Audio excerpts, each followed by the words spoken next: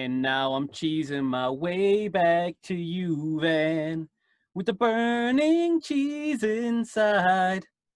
Time to talk pack. Go ahead then. You found the articles this week. Go ahead, talk pack. Let me tell you about. Well, I thought that the strongest love of David Bakhtiari was between you and the persona of David Bakhtiari, but it It's turns it out still it still is. it turns out David Bakhtiari surprised his girlfriend with a surprise marriage proposal. How does that make you feel, Van? Indifferent. It's still the strongest bond you could ever have between me and David Bakhtiari. And it's simply lovely. I was like choking back tears. I was trying not Of to. course you were. You were. This I, is the man who needs to stand in a kiddie pool on a regular basis because he's weepy. I haven't cried in like 4 days. I'll have you know. Uh, 3 days. 3 days. I haven't cried in 3 days. I'll have you know. It's funny, listeners, because he's being 100% serious. I am being actually 100% serious. Last time I cried was July 3rd. Anyway, I didn't cry even though I was moved. David Bakhtiari takes his girlfriend out on this nice boat and they're cruising around and he's got this little hidden camera kind of set up to record it. And she's driving the boat and then they stop. And this all happened on July 2nd, by the way, just before the holiday. Oh, yeah. And he Her says name is some. Frankie. Yep. Frankie Shebby. Yep, Frankie Shebby. By the way, Bakhtiari's 28. She's 24. He's 28. She was a He's younger than me, and he's a big fucking man. she was a volleyball player at the University of Oregon, and also kind of an athlete. You can tell she's a pretty athletic build. But he says all these sweet words, drops to a knee, and he just he does it like a man should. Just put the ring, and he put the ring on it, and you can catch it on Instagram. He's both either on his, David Bakhtiari, or on hers, Frankie Shebby. See the rock, see the video. There's a video Dude, out did you? there. He recently bought, in the same article, it says he bought a $3.9 million estate on a hilltop in the San Fernando Valley of California. The 6-bedroom mansion is 6,400 square feet and has a 24-foot tall entryway and home theater. Outside, there are covered patios, plural, a sunken lounge area with a fire pit, sports court, and pool. Is a sunken room still a thing people want? Like, That's like that's a ah, very 70s, 60s, 70s thing. welcome to my sunken living room. I can get you a brandy old fashioned, or would you like It's like a whiskey Don. neat? It's like a Don Draper thing for sure. But my thing is a 24-foot tall entryway. That is taller than my house. I have a Is split it? level house. That is probably taller than my house. Pretty Mm, close. I mean, Pretty I close. I doubt it, but it's tall. Pretty. Twenty It's four pretty feet. close. 24 feet is tall. It's very very tall. So I mean, anyway, a standard house, a standard ceiling is like 8 feet tall. So you know, three of those. How do you open the door? It's got to be a heavy door. This turned I into a gossip section for a second here. Let's get back on track. Next.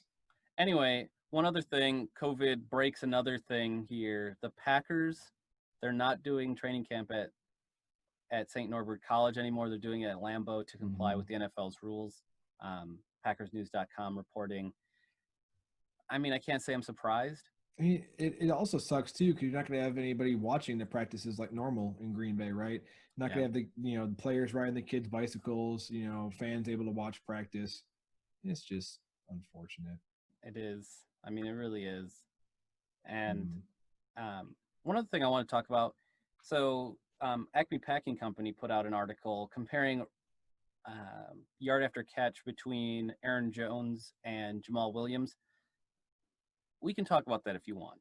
But what I really want to talk about is a quote from this article where I have to finally. I've been shitting on you in the last few episodes saying, look at this is I told you this was going to be something and you said no, you know. And you've just been wrong. But You've been very wrong. this time I was very wrong. For You've the been wrong the entire time. About what? I was not wrong about Cam Newton. I told you he was going to the Patriots, No, I'm and you saying were you've like, been wrong about this particular subject. oh, okay, all right.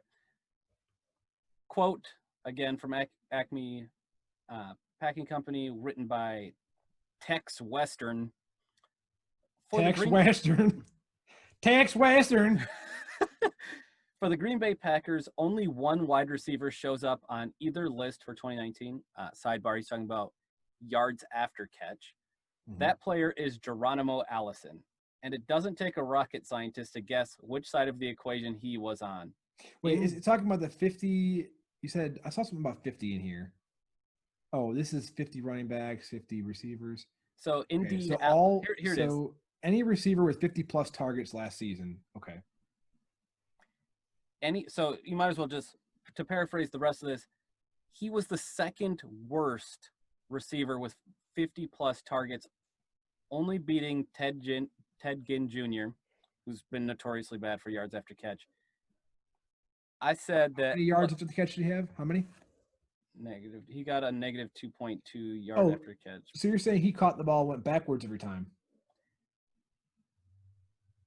On average. You're saying on average, he went backwards. You know what's even better is, let's say he's got a catch and run of like 8 yards. That's plus 8. And you've got to have many more negative yards after catch to bring you back to negative 2.2. How long have I said this, Jeezy? I can't say. Look, I thought he would have been closer to neutral. You've been saying, okay, well, answer your question. You've been saying this for as long as I can remember, since Geronimo Allison has been a name to discuss for the Packers.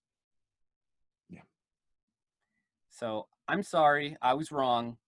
You were right. Geronimo Allison is not only a fumble fingers, but even when he catches it, he goes the wrong way. You know what's wild as well? Jimmy Graham had positive 1.5 yards after catch, ranked 8th among 48 qualifying tight ends. That is surprising, but I mean, the one thing I Oh, will you know say what? about, I'm sorry. This is This is yards after catch plus. This is not straight yards after catch.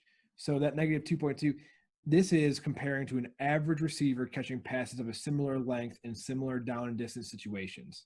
right. So, okay, my thing about Geronimo Allison with the 8 yards is not 100% perfect, but it's still.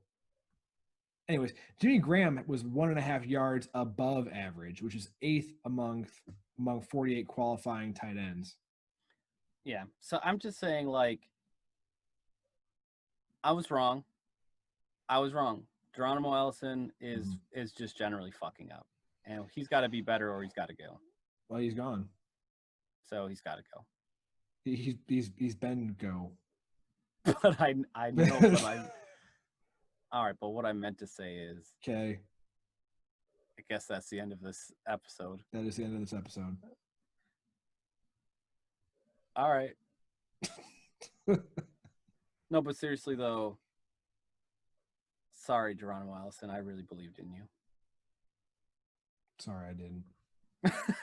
All right.